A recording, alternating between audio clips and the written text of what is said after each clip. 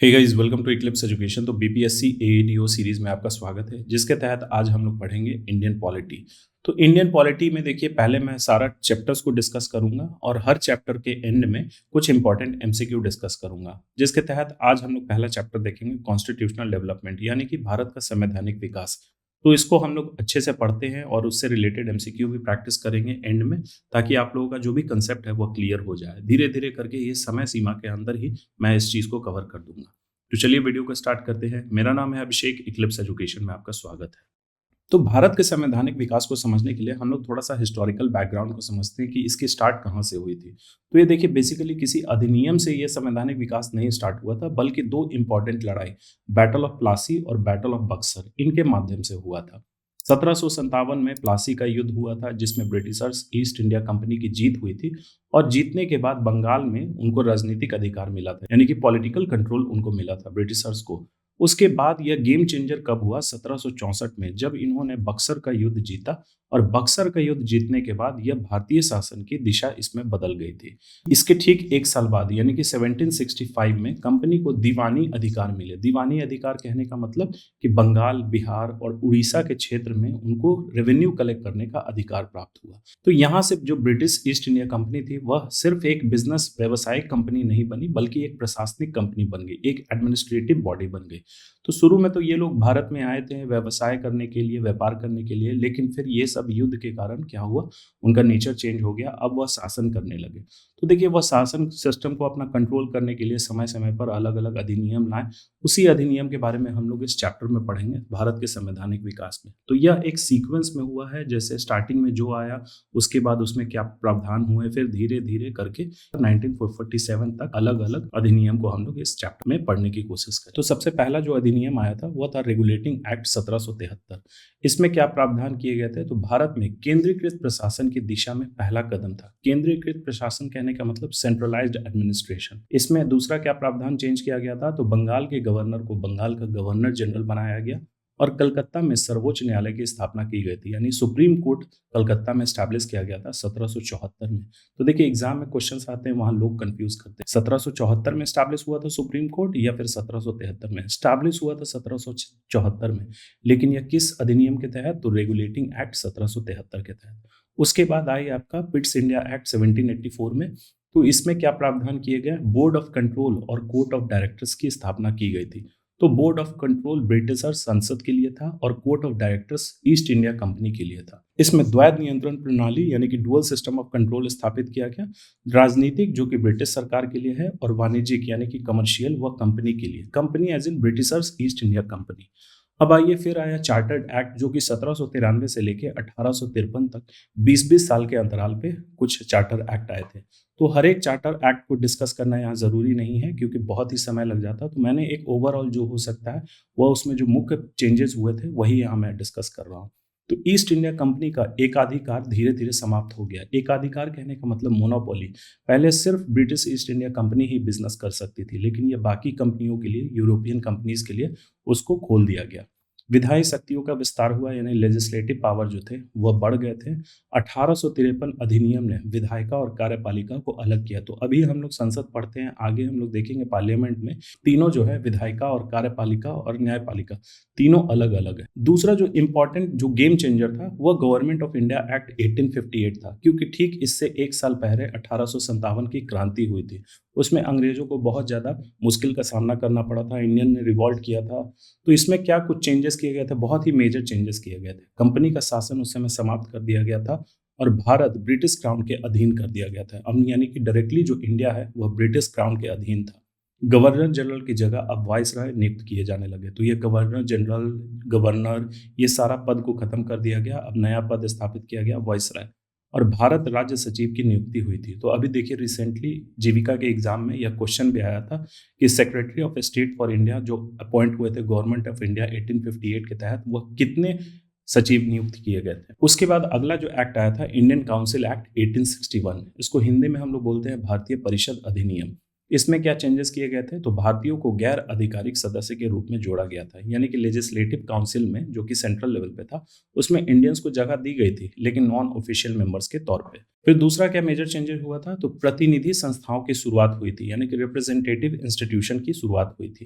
तो जैसे अभी के क्षेत्र में, अभी के टाइम में हम लोग देखते हैं जो इलेक्शंस होते हैं उसमें हम लोग ये देखते हैं कि रिप्रेजेंट किया जाता है, जैसे निर्वाचन क्षेत्र होता है, ठीक उसी तरीके से यह स्टार्ट हुआ था 1861 इंडियन काउंसिल एक्ट के तहत। फिर आया था इंडियन काउंसिल एक्ट 1892। इसमें क्या कुछ प्रावधान लाए गए थे, तो अप्रत्यक्ष चुनाव शुरू हुआ था, यानी कि इनडायरेक्ट इलेक्शन उस समय शुरू किए गए थे, और परिषदों की बजट पर चर्चा करने का अधिकार मिला था। तो जो काउंसिल्स थे उनको पावर मिला था कि वो बजट पे भी डिस्कशन कर सकते हैं, जिसके मेंबर्स इंडियंस थे। फिर आया इंडियन काउंसिल एक्ट, ये दोनों इंपॉर्टेंट हो जाता है 1909 का और 1919 का। तो इंडियन काउंसिल एक्ट 1909 को इसको एक फेमस नाम दिया गया है, मॉर्ले मिंटो रिफॉर्म्स। इसमें क्या प्रावधान किए गए थे, तो मुस्लिमों के लिए एक अलग निर्वाचक मंडल का स्थापना किया गया था, यानी सेपरेट इलेक्टोरेट फॉर मुस्लिम्स, और भारतीय प्रतिनिधित्व में वृद्धि हुई थी। तो देखिए ये 1861 के इंडियन काउंसिल एक्ट के तहत इंडियन को लेजिस्लेटिव काउंसिल में जगह मिली थी, लेकिन 1909 में इंडियन रिप्रेजेंटेटिव का संख्या जो है वो बढ़ा था। फिर आया major Government of India Act 1919, तो इसको बोला जाता है मॉन्टेग्यू चेम्सफोर्ड रिफॉर्म्स। तो यह प्रांतों में द्वैत शासन यानी डायरकी सिस्टम लाया था। तो डायरकी सिस्टम बेसिकली क्या होता है, एक ऐसा सिस्टम होता है आपका गवर्नमेंट में जिसमें क्या होता है, सब्जेक्ट्स को दो अलग अलग फील्ड में बांटा जाता है। एक होता है ट्रांसफर्ड, एक होता है रिजर्व्ड। तो रिजर्व जो होता है, जिसको हम लोग हिंदी में बोलते हैं आरक्षित, तो ये क्या करते थे उस समय, जो अंग्रेज हैं वो अपने पास रखते थे। इसमें कुछ इंपॉर्टेंट सब्जेक्ट्स होते थे, जैसे लॉ एंड ऑर्डर, फाइनेंस, और जिसमें रेवेन्यू से कुछ लेना देना होता था। इंपॉर्टेंट जो विषय होते थे अपने पास रखते थे, और इसके लिए वो किसी के प्रति उत्तरदायी नहीं होते थे, यानी कि वह रिस्पॉन्सिबल नहीं होते थे। लेकिन दूसरा जो है आपका ट्रांसफर्ड, जिसको हस्तांतरित बोलते हैं हिंदी में, वह इंडियन मिनिस्टर्स के हाथ में सौंपते थे। तो उसके लिए उसमें कौन कौन सब्जेक्ट्स होते थे, एजुकेशन हो गया, हेल्थ हो गया, और उसके लिए वह रिस्पॉन्सिबल होते थे लेजिस्लेटिव काउंसिल के प्रति। तो सबसे पहले क्या किया गया था, प्रांतों में द्वैत शासन की स्थापना की गई थी, और केंद्र में द्विसदनीय विधानमंडल। तो द्विसदनीय विधानमंडल का मतलब, जैसे अभी हम लोग देखते हैं लोकसभा और राज्यसभा, तो यह शुरुआत हुई थी 1919 में ही, लेकिन उस समय लोकसभा और राज्यसभा नाम नहीं था, बल्कि हाउस ऑफ कॉमन्स और हाउस ऑफ पीपल नाम था। मताधिकार का विस्तार हुआ था। मताधिकार का विस्तार कहने का मतलब कि देखिए 1909 में मुस्लिमों के लिए एक अलग निर्वाचक मंडल का प्रावधान किया गया था, लेकिन 1919 में मुस्लिम के अलावा सिख को, इंडियन क्रिश्चियंस और एंग्लो इंडियंस को भी इंक्लूड किया गया था। कुछ महिलाओं को भी इंक्लूड किया गया था, लेकिन सभी महिलाओं को नहीं। कुछ ऐसी महिलाएं जो कि एक स्पेशल क्लास से बिलोंग करती है, जैसे उनके पास एक अच्छा खासा प्रॉपर्टी होना चाहिए, कितना अमाउंट टैक्स वो पे कर रहे हैं, अगर वो अच्छा अमाउंट टैक्स पे कर रहे हैं तब उनको इंक्लूड किया जाता था, और उनका एजुकेशनल क्वालिफिकेशन को भी देख के।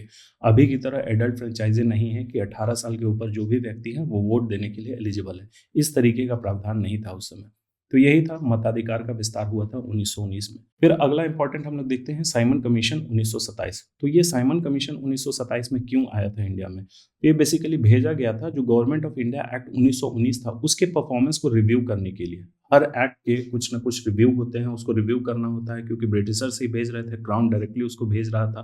तो उसके परफॉर्मेंस को रिव्यू करने के लिए साइमन कमीशन को भेजा गया था। लेकिन इस पे भारतीय ने बहुत ज़्यादा ये आपत्ति जताया था, क्योंकि इसमें कोई भी इंडियन मेंबर्स नहीं थे, और इसका बहुत ही व्यापक रूप से बहिष्कार हुआ था। वाइड स्प्रेड बॉयकॉट हुआ था, साइमन गो बैक के नारे लगे थे, वो आंदोलन भी हुआ था, जिसमें लाला लाजपत राय की मृत्यु हो गई थी लाठी लगने के कारण। फिर हुआ था आपका राउंड टेबल कॉन्फ्रेंस 1930 से लेकर 1932 तक। टोटल 3 राउंड टेबल कॉन्फ्रेंस हुए थे, गोलमेज सम्मेलन भी इसको बोलते हैं। 1930 में पहला, 1931 में दूसरा, और 32 में तीसरा। ये क्यों किया गया था, तो भविष्य के संविधान पर चर्चा हेतु 3 सम्मेलन किए गए थे, और गांधी जी ने द्वितीय सम्मेलन में भाग लिया था। तो तीनों सम्मेलन में से एकमात्र सेकंड जो सम्मेलन था 1931 वाला, उसमें गांधी जी ने पार्टिसिपेट किया था। कई बार एग्जाम में ये क्वेश्चन आता भी है। फिर आइए, यह काफी इंपॉर्टेंट हो जाता है, क्योंकि अभी जो कॉन्स्टिट्यूशन हम लोग पढ़ते हैं या फिर देखते हैं, उसमें मोस्टली जो प्रावधान है इसी से लिए गए हैं, गवर्नमेंट ऑफ इंडिया एक्ट 1935। तो इसमें कुछ मुख्य प्रावधान किए गए थे, जैसे प्रांतीय स्वायत्ता की शुरुआत की गई थी, प्रोविंशियल को ऑटोनॉमी दिया गया था। फिर संघीय ढांचा प्रस्तावित किया गया था, लेकिन लागू नहीं हुआ था। प्रांतों में द्वैत शासन समाप्त कर दिया गया था, और वह केंद्र में लागू कर दिया गया था, और स्वतंत्रता पूर्व का सबसे महत्वपूर्ण अधिनियम था। इसीलिए इसको मैंने स्टार मार्क कर दिया है। इसको डिटेल में पढ़ना चाहते हैं तो आप लोग एम लक्ष्मीकांत के बुक से पढ़ सकते हैं, और इससे रिलेटेड जब मैं एमसीक्यू करवाऊंगा तो उसमें मैं डिस्कस कर दूंगा। फिर आया आपका इंडियन इंडिपेंडेंस एक्ट 1947 में, तो यह भारत और पाकिस्तान के निर्माण का इसका प्रावधान था। इसमें ब्रिटिश शासन यहाँ पे समाप्त हो गया था और संविधान सभा सर्वोच्च बनाई गई थी इसके तहत। तो चलिए यहाँ हमने देख लिया अलग अलग तरीके के अधिनियम जो कि संवैधानिक विकास का एक कदम था। अब आइए इससे रिलेटेड हम लोग कुछ इंपॉर्टेंट MCQ देख लेते हैं। चलिए पहला क्वेश्चन देखते हैं, किस अधिनियम ने बंगाल के गवर्नर जनरल का पद स्थापित किया था? तो इसका राइट आंसर होगा option B, regulating act 1773। Regulating act 1773 केंद्रीकरण की दिशा में पहला कदम था और इसी ने बंगाल के गवर्नर जनरल का पद भी बनाया था। दूसरा क्वेश्चन देखते हैं, कलकत्ता में सर्वोच्च न्यायालय किस अधिनियम के तहत स्थापित हुआ था? देखिए यह क्वेश्चन आ गया, बहुत सारे लोग इसको क्या करेंगे 1774 क्लिक करके आ जाएंगे, लेकिन 1774 में सुप्रीम कोर्ट की स्टैब्लिश की गई थी, लेकिन वह किस अधिनियम के बारे में सवाल पूछा जा रहा था। तो इसका राइट आंसर होगा ऑप्शन बी, रेगुलेटिंग एक्ट 1773। इसके अनुसार 1774 में सर्वोच्च न्यायालय की स्थापना की गई थी कोलकाता में। फिर अगला क्वेश्चन है क्वेश्चन नंबर 3, किस अधिनियम ने द्वैध नियंत्रण प्रणाली यानी कंपनी और क्राउन की शुरुआत की थी? द्वैध नियंत्रण प्रणाली, dual system of control, diarchy different होता है। तो इसका राइट आंसर होगा option B, Pitt's India Act 1784। तो पिट्स इंडिया ने राजनीतिक नियंत्रण के लिए बोर्ड ऑफ कंट्रोल तथा वाणिज्यिक नियंत्रण के लिए कोर्ट ऑफ डायरेक्टर्स की स्थापना की थी। चलिए अगला क्वेश्चन देखते हैं, किस अधिनियम ने चाय और चीन व्यापार को छोड़कर कंपनी का व्यापारिक एकाधिकार समाप्त किया था? व्यापारिक एकाधिकार कहने का मतलब कि कंपनी का मोनोपोली उसने एंड किया था। तो इसका राइट आंसर होगा चार्टर्ड एक्ट 1813। तो देखिए चार्टर्ड एक्ट 1813 ने भारतीय व्यापार को अन्य ब्रिटिश व्यापारियों के लिए खोल दिया था। पहले क्या था, मोनोपोली था, सिर्फ ब्रिटिशर्स ईस्ट इंडिया कंपनी ही व्यापार कर सकते थे, लेकिन 1813 का चार्टर्ड एक्ट जो था यह बाकी यूरोपियन कंपनीज के लिए भी यह ओपन कर दिया था। चलिए अगला क्वेश्चन देखते हैं, किस अधिनियम ने कंपनी की वाणिज्यिक गतिविधियों को पूरी तरह समाप्त कर दिया था? तो इसका राइट आंसर होगा ऑप्शन ए, 1833 का चार्टर्ड एक्ट। देखिए चार्टर्ड एक्ट 1833 ने कंपनी को पूरी तरीके से प्रशासनिक संस्था बना दिया था। इसके बाद ये लोग सिर्फ एडमिनिस्ट्रेशन में इन्वॉल्व हो सकते थे, किसी भी तरीके का कमर्शियल फंक्शन यानी कि व्यापार में ये लोग नहीं इन्वॉल्व हो सकते। अगला क्वेश्चन है, कार्यपालिका और विधायिका का पहला पृथककरण किस अधिनियम में हुआ था? तो ये हमने पढ़ा था, एग्जीक्यूटिव और लेजिस्लेटिव जो पावर था वह सेपरेट हुआ था। किस अधिनियम में? 1853 के चार्टर्ड एक्ट के तहत। तो 1853 अधिनियम ने गवर्नर जनरल की परिषद के कार्यपालिका और विधायी कार्यों को अलग किया। चलिए अगला क्वेश्चन देखते हैं, क्वेश्चन नंबर 7, भारत का शासन कंपनी से क्राउन को किस अधिनियम द्वारा हस्तांतरित हुआ था? यानी कि कंपनी से क्राउन की ओर कब ट्रांसफर किया गया था, किस एक्ट के तहत? तो इसका राइट आंसर होगा ऑप्शन ए, 1858 का एक्ट। भारत शासन अधिनियम 1858 ने कंपनी शासन को समाप्त कर दिया था और अपने अंडर इन्होंने ले लिया था, यानी ब्रिटिश क्राउन के अंतर्गत ये कंट्रोल इन्होंने ले लिया था। अगला क्वेश्चन है, वाइसराय की उपाधि पहली बार किस अधिनियम में प्रयोग किया गया था? तो इसका राइट आंसर होगा ऑप्शन ए, 1858 का एक्ट। उसके बाद गवर्नर जनरल ये सब कुछ पद खत्म कर दिया गया था और उसके बाद वाइसराय जो है वह पद स्थापित किया गया था और लॉर्ड कैनिंग सबसे पहले वाइसराय बने थे 1858 एक्ट के बाद। चलिए अगला क्वेश्चन देखते हैं, प्रांतीय स्तर पर विधायी परिषदें किस अधिनियम द्वारा शुरू की गई थी? तो इसका राइट आंसर होगा ऑप्शन बी, 1861 का एक्ट। 1861 के इंडियन काउंसिल एक्ट के तहत प्रांतीय विधायी परिषदों की शुरुआत की गई थी। नेक्स्ट क्वेश्चन है, अप्रत्यक्ष चुनाव पहली बार किस अधिनियम में शुरू किए गए थे? Indirect elections. तो वह स्टार्ट हुआ था 1892 के इंडियन काउंसिल एक्ट के तहत। तो 1892 अधिनियम ने स्थानीय निकायों को सदस्य की सिफारिश करने की अनुमति दी थी, जिसको हम लोग जानते हैं अप्रत्यक्ष चुनाव के रूप में। नेक्स्ट क्वेश्चन है, मुसलमानों के लिए पृथक निर्वाचक मंडल किस अधिनियम में शुरू किए गए थे? तो इसका राइट आंसर होगा ऑप्शन बी, 1909 के मार्ले मिंटो रिफॉर्म्स में। मार्ले मिंटो सुधारकों ने सांप्रदायिक निर्वाचक मंडल बनाए थे। उसके बाद 1919 में फिर आया था मॉन्टेग्यू चेम्सफोर्ड रिफॉर्म्स, तो उसके बारे में भी हम लोग यहाँ क्वेश्चन देखते हैं। प्रांतों में द्वैध शासन किस अधिनियम द्वारा शुरू किया गया था? यहाँ सवाल प्रांतों में है, तो इसका राइट आंसर होगा 1919 का एक्ट। तो आरक्षित और हस्तांतरित विषयों के माध्यम से द्वैध शासन स्थापित किया गया था प्रांतों में। चलिए अगला क्वेश्चन है, केंद्र में द्विसदनीय विधायिका का प्रावधान किस अधिनियम में आया था? द्विसदनीय विधायिका कहने का मतलब अपर हाउस और लोअर हाउस। तो इसका राइट आंसर होगा ऑप्शन बी, 1919 का इंडियन काउंसिल एक्ट। तो 1919 अधिनियम ने केंद्रीय विधायिका को 2 सदन बनाए थे, लेजिस्लेटिव असेंबली और काउंसिल ऑफ स्टेट। फिर नेक्स्ट क्वेश्चन है, प्रांतीय स्वायत्तता किस अधिनियम द्वारा दी गई थी? यानी कि प्रोविंस को ऑटोनॉमी कब दिया गया? तो इसका राइट आंसर होगा गवर्नमेंट ऑफ इंडिया एक्ट 1935। तो 1935 अधिनियम ने प्रांतों को वास्तविक प्रशासनिक अधिकार दिए थे। चलिए नेक्स्ट क्वेश्चन है, किस अधिनियम ने पहली बार डोमिनियन स्टेटस की अवधारणा दी थी? तो इसका राइट आंसर होगा ऑप्शन सी, 1935 का गवर्नमेंट ऑफ इंडिया एक्ट। तो 1935 अधिनियम ने भारत को डोमिनियन स्टेटस वाला संघ बताया। नेक्स्ट क्वेश्चन है क्वेश्चन नंबर 16, वह व्यक्ति कौन थे जिन्होंने 1935 के भारत शासन अधिनियम को दास्ता का नया चार्टर कहा था। दास्ता का नया चार्टर कहने का मतलब न्यू चार्टर ऑफ स्लेवरी। तो वह थे जवाहरलाल नेहरू जी। उन्होंने कहा था कि यह अधिनियम भारतीयों को प्रशासनिक शक्ति नहीं देता, केवल औपनिवेशिक नियंत्रण बनाए रखता है। औपनिवेशिक कहने का मतलब कॉलोनियल जो कंट्रोल है उसको यह बनाए रखता है। भारतीयों को ऐसा कुछ कंट्रोल इसमें नहीं प्रदान किया गया। चलिए अगला क्वेश्चन देखते हैं, क्वेश्चन नंबर 17, लोक सेवा आयोग यानी पब्लिक सर्विसेज कमीशन की स्थापना पहली बार किस अधिनियम द्वारा की गई थी। तो इसका राइट आंसर होगा ऑप्शन ए, 1919 का एक्ट। इससे पहले केंद्रीय सिविल सेवाओं के लिए कोई स्वतंत्र निकाय नहीं थी, लेकिन 1919 एक्ट ने क्या किया था, इन्होंने पब्लिक सर्विसेज कमीशन की स्थापना की गई थी जो कि 1926 में जाके स्टैब्लिश हुई थी। नेक्स्ट क्वेश्चन है, भारत के लिए सेक्रेटरी ऑफ स्टेट का पद किस अधिनियम के तहत बनाया गया था। तो इसका राइट आंसर होगा ऑप्शन ए, 1858 का एक्ट। यह भारत पर ब्रिटिश संसद के नियंत्रण का मुख्य माध्यम था। चलिए अगला क्वेश्चन है, साइमन कमीशन किस अधिनियम के तहत नियुक्त किया गया था। देखिए साइमन कमीशन कोई व्यक्ति नहीं था, बल्कि यह एक तरीके का आयोग था जो आई थी 1919 का परफॉर्मेंस रिव्यू के लिए। तो इसको स्थापना किया गया था एक्ट ऑफ 1919 के तहत। इसमें कोई भारतीय सदस्य नहीं था, इसलिए इसका बहुत ही व्यापक विरोध हुआ था। और यह क्या करता था, तो ये 1919 का 10 साल के बाद यह रिव्यू करता था परफॉर्मेंस के। 10 साल तक ये देखेंगे कि ये 1919 का एक्ट जो है वह किस तरीके से काम किया है, जो पैरामीटर्स दिए गए थे, जो कंडीशंस दिए गए थे, जो टारगेट दिए गए थे, वह यह पूरा किया या नहीं किया, या फिर उसमें चेंजेस करने हैं।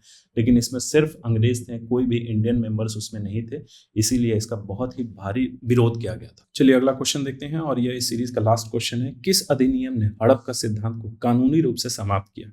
तो इसका राइट आंसर होगा ऑप्शन ए, एक्ट ऑफ 1858। देखिए इसके तहत क्या किया गया था, अब किसी भी भारतीय राज्य को हड़प के कारण नहीं छीना जा सकता था। यह शुरू किया गया था डॉक्ट्रिन ऑफ लैप्स, जिसको हम लोग हिंदी में बोलते हैं हड़प की नीति। यह शुरू किया गया था लॉर्ड डलहौजी द्वारा। तो इसके तहत क्या प्रावधान थे कि अगर कोई राज्य है और उस राज्य के जो लीडर हैं या उस राज्य के राजा हैं, यदि उनका कोई उत्तराधिकार नहीं है, उनका कोई वंशज नहीं है उनकी गद्दी पे बैठने के लिए, तो वह जो राज्य है यह हड़प लेते थे, यह अपने अधीन कर लेते थे। यही था डॉक्ट्रिन ऑफ लैप्स के तहत। तो इसमें बहुत सारे लोगों ने विरोध भी किया था, और यही जाके आपका 1857 का एक कारण बना था। सिर्फ ऐसा नहीं था कि यही कारण था, बल्कि ये कई कारणों में से एक था। तो चलिए यहाँ कंप्लीट हो गया हमारा कॉन्स्टिट्यूशनल डेवलपमेंट का लेक्चर। इंडियन पॉलिटी से जो नेक्स्ट टॉपिक है बहुत ही जल्दी मैं अपलोड कर दूंगा। तो thank you for watching, please subscribe, share और लाइक करना ना भूलें।